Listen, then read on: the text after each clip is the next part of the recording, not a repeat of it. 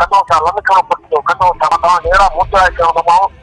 हिते मां ईंदुमि हेॾा मोचा उघाड़ो कंदो मां घाट पाड़ींदोमांव हर को तव्हां पाण खे पाण थोरा थियो मां ॿुधायांव थो इन ॻाल्हि जी हिते ई ख़तमु कयो न त मां उघाड़ो करे कुटींदोमांव ॾाढो मोचा हणंदोमांव छोकी ऐं ख़ातिर खे बि न विझंदोमांव अॼु सां ख़िलाफ़ हाणे बयान लाइ छोड़े न मोकिलियो तव्हां काल तुंहिंजी रिकॉर्डिंग चई थी रिकॉर्डिंग कंदे तूं छा कंदे रिकॉर्डिंग कंदे छा कंदे तू एक साहब ही जिम्मेदार साहब ही ऐं धरती धड़ीअ जी टीम मेंबर नालो ॻाल्हाई इहो थोरो सोच तोखे जेको करिणो आहे जेको हुननि पटणो अथई पटजे पोइ मसइलो ई नाहे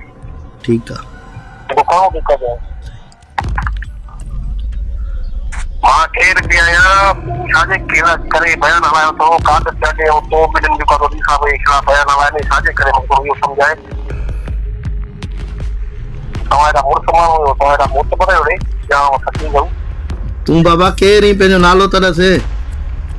नाले खे तूं छा कंदे तूं हेॾो मुड़ुस माण्हू आहे तूं काद छॾे भई हेॾा मोतबर रोडी साहब जे ख़िलाफ़ तव्हां बयान हलाए छाजे करे छोड़े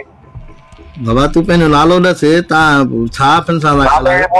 छा ॿुधाए राति छा कजे कॾहिं छा कदों छा लंड करो पड़ो कदों छा मां तव्हां अहिड़ा मोचा कयो त मां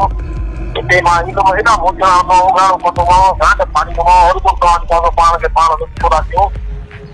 मां ॿुधायांव थो इन ॻाल्हि जी हिते ई ख़तमु कयो न त मां उघाड़ो करे कुटींदोमांव ॾाढो मोचा हणंदोमांव छोकी ऐं ख़ातिर खे बि न विझंदोमांव अॼु सां ख़िलाफ़ हाणे बयान लाइ छोड़े न मोकिलियो तव्हां काल तुंहिंजी रिकॉर्डिंग चई थी रिकॉर्डिंग कंदे तूं छा कंदे रिकॉर्डिंग कंदे छा कंदे तू एक साहब ही जिम्मेदार साहब ही ऐं धरती धड़ीअ जी टीम मेंबर नालो ॻाल्हाई इहो थोरो सोच तोखे जेको करिणो आहे जेको हुननि पटणो अथई पटजे पोइ मसइलो ई नाहे ठीकु आहे जेको करिणो थी कजे